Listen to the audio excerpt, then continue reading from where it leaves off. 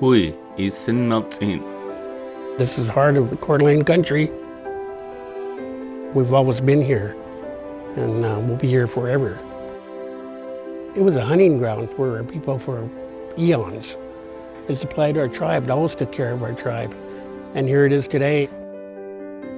It's part of a vision that was introduced by some great tribal leaders. That vision was indicative as to who we are as Coeur d'Alene tribal people, in that we're creative and business savvy, but also that we're very in touch with our land base. To see what happened here was incredibly exciting, to see it go from that little bingo hall to a little bit more and then a little bit more and then, hey, we need a golf course. I'm Gene Bates. In 2001, the Coeur d'Alene tribe chose me to design and build their golf course, which eventually became Circling Raven. We wanted to preserve the aesthetics of the area, and we had a great number of architects that responded to us. Gene Bates, of course, was one of them. Everybody pointed across US 95 and said, you know, that's where we have visions of the golf course being laid out and built. I didn't see anything interesting over there. Well, Gene was really the only architect to take the golf course out over the railroad tracks. And so I thought, let's take a walk through that area and see what the potential may be. I did. It was like, wow. The diversity of the land was very unusual and favorable for designing a golf course on. We had wetlands, we had palouse, we had elevations. Gene Bates just had this odd idea that we should take those railroad tracks and build a course through them, over them, under them, whatever, and make a very unusual experience, but use the best ground. It was like, oh, there's a hole here, there's a hole there. Look at the one right in front of you, Bates. You just had to connect the dots. Obviously, it'll be the most difficult to build on, but I think the results will be well worth it. And I believe that's why they chose me, because I had a different vision than the other guys did. He took our stories to heart and he used nature. When he moved the earth, he was really careful with it. You know, he didn't want to disturb nothing. He just left it like it was. So I guess it was earlier in 2001 that we actually broke ground. I think it took us 2.5 years to build it. There were actually two great communicators that I was able to discuss things with. And one was Ernie Stensgar. His passion for golf is unbelievable. And then from a historical perspective, Dave Matheson. And boy, did I get support from him to do some things above and beyond what we originally anticipated. So I felt good about delivering the golf course to the casino and to the tribe. I felt proud of what we did. I knew that the tribe and the casino and everybody involved, they were dedicated to take care of that golf course. They were just right here. It's ours, and we're going to make it the best it can be. Nobody knew how to run a golf course, but nobody knew how to run a bingo hall till we did it. But you find someone who can, and the tribe is very good at doing that. They narrowed it down to 3 of them, and we talked to them just to see what they knew about the tribe and how they got on with us, their personality, and then we made that decision for the first drill. I thought, I need to do everything I can to get this job. And I went to the library and checked out 25 books on the Coeur d'Alene Indian tribe and read through those at night when I wasn't working. And the name Circling Raven kept coming back to me. Circling Raven was a medicine man, if you will. He was a visionary. He told stories from way back. So I presented at the interview process, and their jaws pretty much dropped at that point. And I knew I had a pretty good shot. I was fortunate to name the course Circling Raven. I thought that was pretty good. He did his research. We had a pro that knew what they were doing. We just stayed away and let them manage the course. I think eventually we settled on opening early August. We had a great superintendent by the name of Brian Wooster, and him and his team kept that course in immaculate shape. Were we certain and sure that everyone would come? No, we weren't. There was some uncertainty there, but we knew that we did it right. It was like $70, 7 days a week. And that was almost triple of what people were paying in Spokane, Coeur d'Alene area.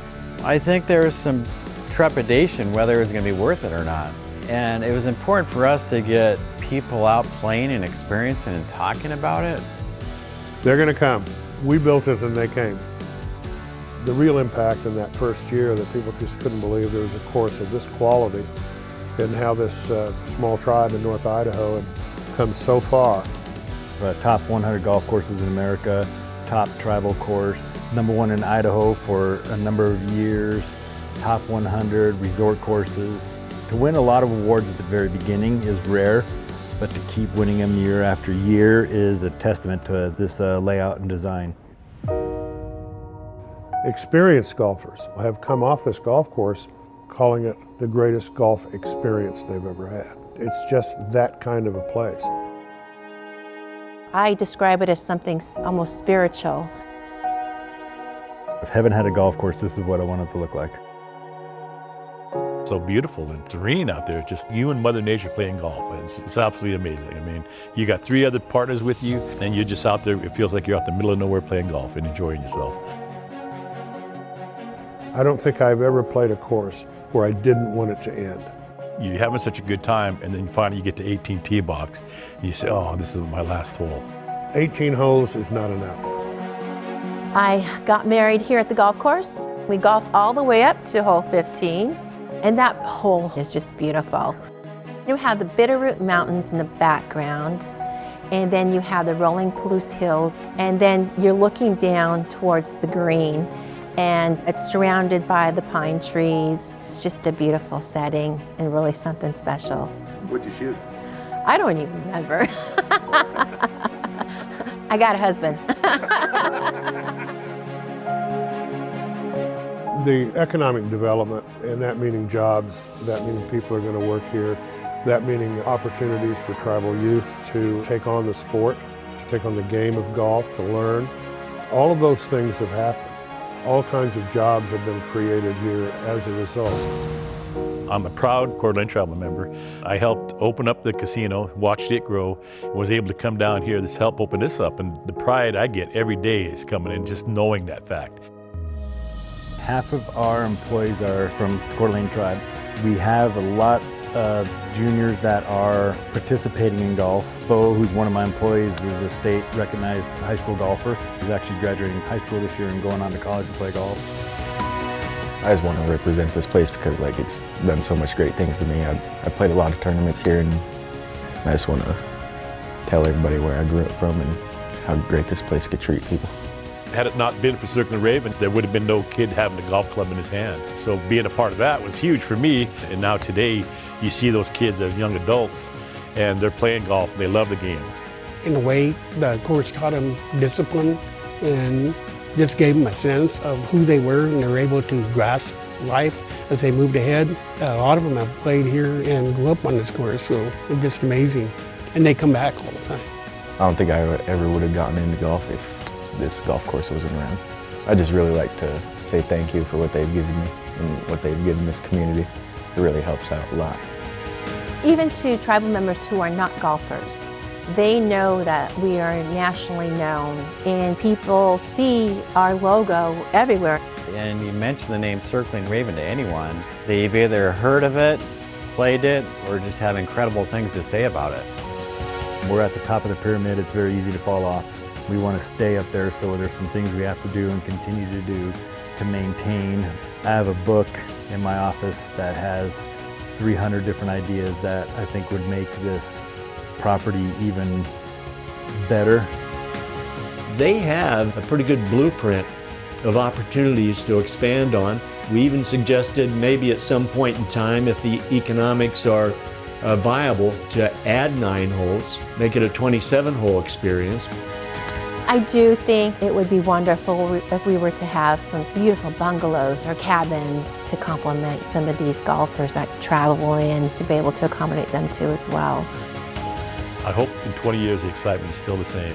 When they come around that corner and they see Circling Raven, they see the front of the pro shop, they see the golf carts out there, they know they've arrived. It's just really something special, and there's a great sense of pride as far as who we represent. This is indicative of who we are as Coeur d'Alene tribal people. Eagles fly over here all the time. And every once in a while they bless us, they look down, you know, give you a little flutter, and say, hey, you know. If Mother Nature were a golfer, this is where she'd play. I've said from day one, this golf course is a Mona Lisa. It's just like Gene Bates just looked at this property and I don't know what he saw in it, but he did it. He's Da Vinci. Exactly. You've designed over 100 golf courses on several continents, and you're probably proud of every one of them, but what part of your heart is occupied by Circling Raven?